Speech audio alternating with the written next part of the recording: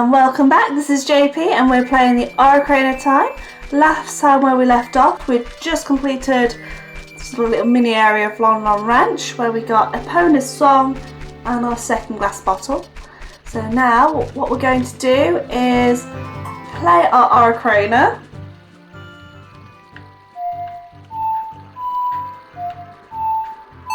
We'll play Sara's song and Saria is going to tell us where we can find the next spiritual stone.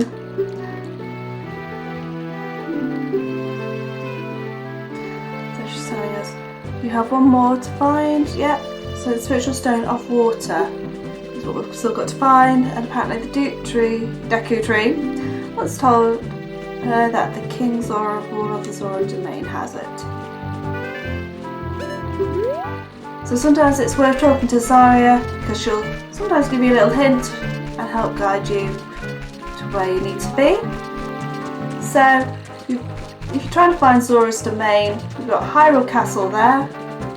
That is after Scarecrow village.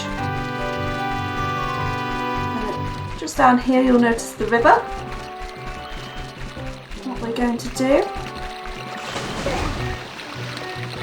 is come down the side on this grassy bank and walk down here. Now you can only really get to Zora's domain after you've been to Death Mountain and got the bracelet, because otherwise it is blocked. Oh, I love that technique so much. So once again, we're going to talk to the owl very quickly. Yes, we know. Our family is protecting the water source.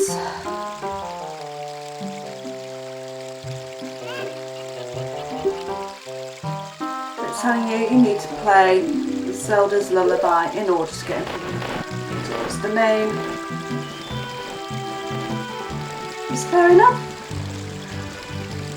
There is of course a second entrance to Zora's domain, which lies in Lake Hylia, or Hylia, however you want to pronounce it.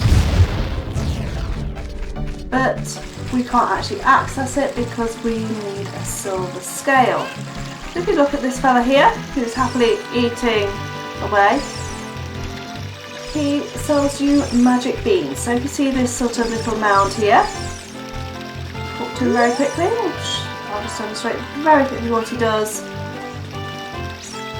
You may have seen those little patches around where we've been travelling. There's one at the entrance of Dodongo's cavern.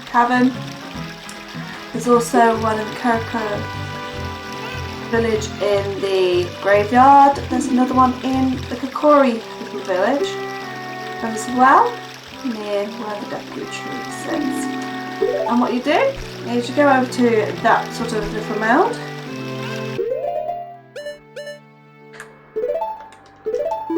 And we just pop it in like that.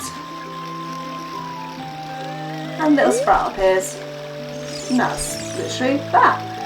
When you come back as an adult, it will now be a bigger plant that will fly for you. I need the chicken. Or I get spat out. Haha. So what happens is it will then grow into a bigger plant, which will then take you, when you jump on it as an adult, you'll hover and fly you to a new location where you can grab a piece of park kind of stuff. Now when you're buying the magic beans, what you'll notice is you can only buy one at a time, and each time you buy one it goes up in price by 10 rupees. Because apparently it's now popular, so therefore the price must go up. Truly an entrepreneur, that little magic bean seller there. So we can only get to that later on as an adult anyway. But if you notice here, now these highlighting something, and you can just see in the water there is a frog-like creature there. We'll come back and do that later once we've got all the songs we need to be able to complete that task. Have the singing frogs be happy with us. So if we come round here, hopefully not getting too beaten up by lovely octopuses, fire things that is. We'll then come to here. Quite picturesque little waterfall where you'll notice this little thing, which is a shortcut to the Lost Forest, but we can't actually access it currently because we need a Silver Scale.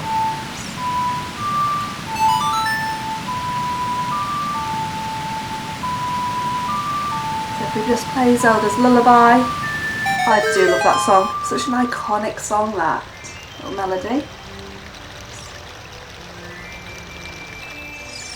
And the actual creation of the melodies we hear from the Ocarina are really unique because they were limited to 7 notes. Because there's only 7 buttons on the original controllers, they can only use 7 notes to the melodies.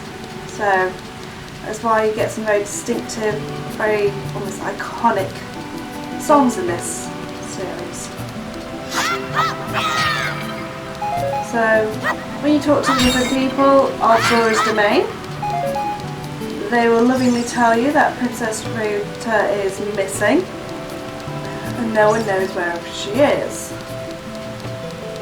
So if we talk quickly to King Zora, who is sat here.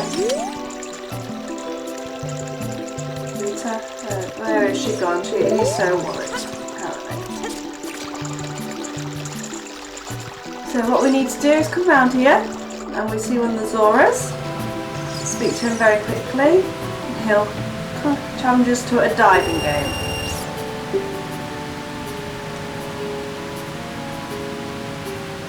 You have literally got to jump off, go collect them from the bottom of the lake, it's like water area.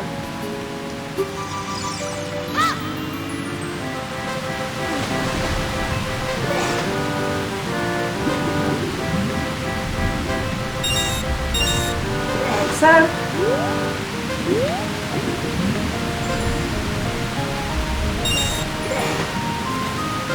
just a bit of, you don't need to overly rush, it's just literally diving around until you get them. You have a little bit of time left, but you do get more than enough time to try it. You notice over there is a little doorway. That will come in handy in a moment. And again, you'll notice little fish here, again come in handy in a few moments.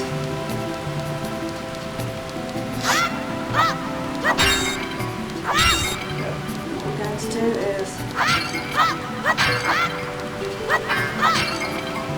just run up here.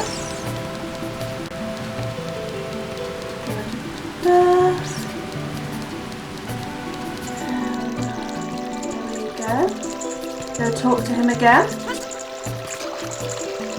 Very quickly, come round. What he's going to do. Apparently very graceful. Give us a scale. So we can dive a lot deeper and for a bit longer with a silver scale. Perfect. So with that, we're going to jump straight up again. There we go. What we're going to do is go diving into here, and this will take us straight through to Lake Hylia. So Lake Hylia, lovely little place, but you'll notice straight away there is a glass bottle at the bottom of the lake in front of the exit where we've just come out of.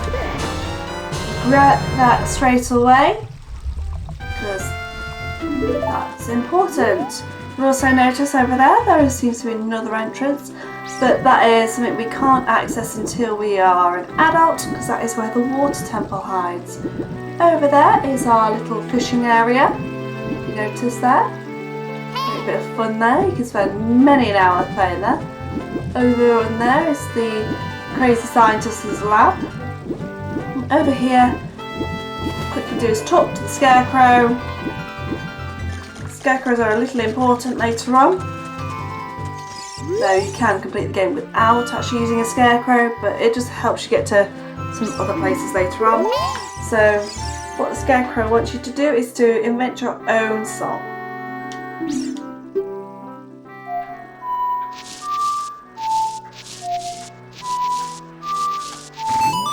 So keep it as simple as possible because it will not appear anywhere. So if you remember it and play it in certain places, the Scarecrow will appear and you'll be able to reach other areas that you wouldn't normally be able to reach. So what does Navi have to say?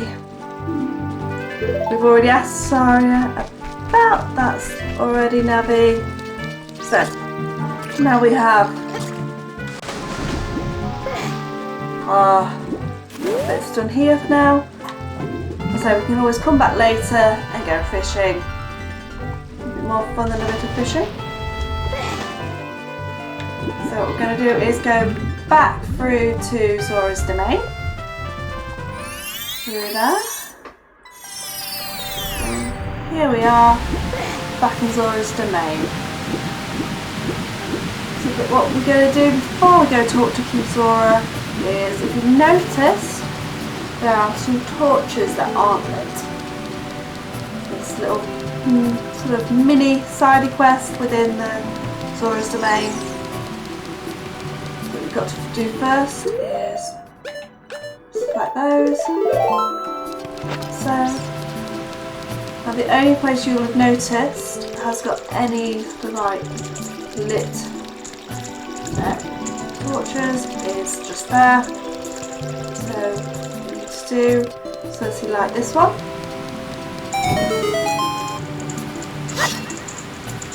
Right then. Run as fast as you can. Straight down.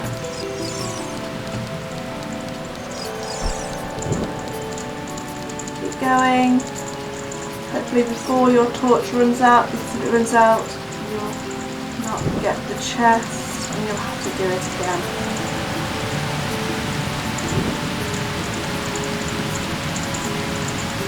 I got and I must have missed one. How annoying. Yeah. If you miss it, they just go out. So again, you have to be fairly quick with this. Do it again quickly.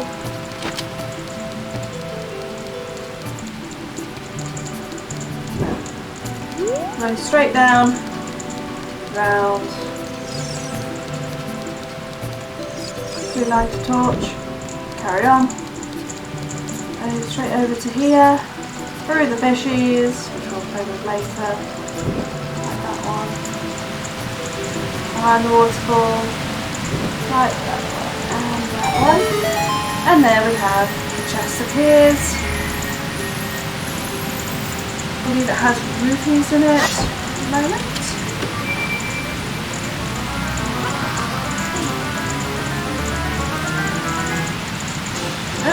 He's hot chemist container.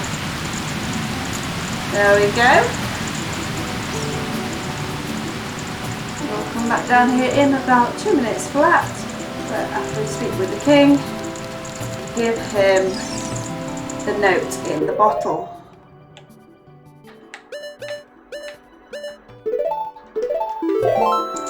Go. So once those torches are lit and you get the chest, they'll remain lit now. So, I'm going to talk to King Zora. Just here. Come and present the note.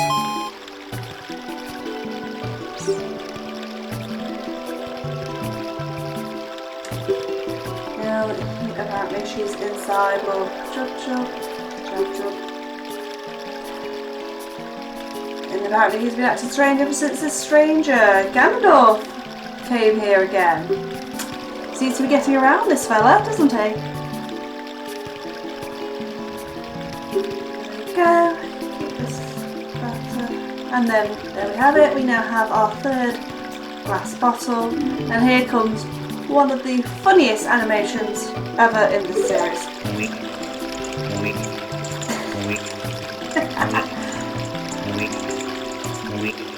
I think it's the fact that he literally shuffles along while making that noise that does me every time. Just makes you smile.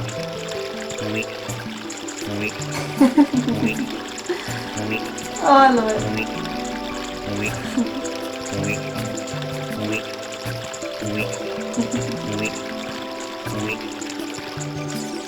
And there we go.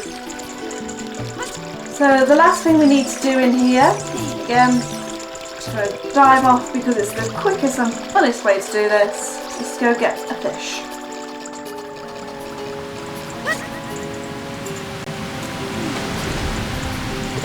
Why do we need a fish, you ask? Well, so we can get inside Lord Jub.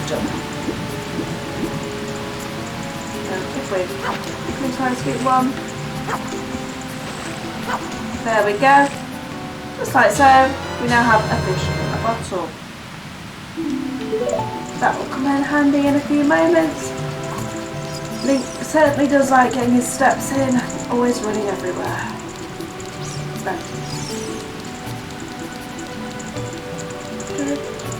Just up here again.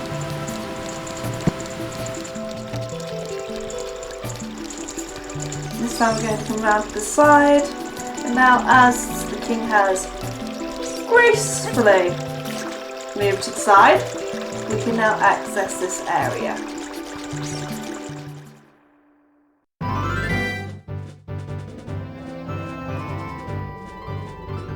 So here you have Zora's Fountain. It's also the location of Lord Jub at the moment.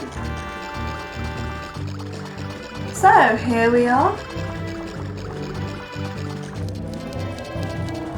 And I think I'll leave it there for today and hope to catch you guys again soon, where next time we'll be doing Lord Jub's belly. See you guys again soon.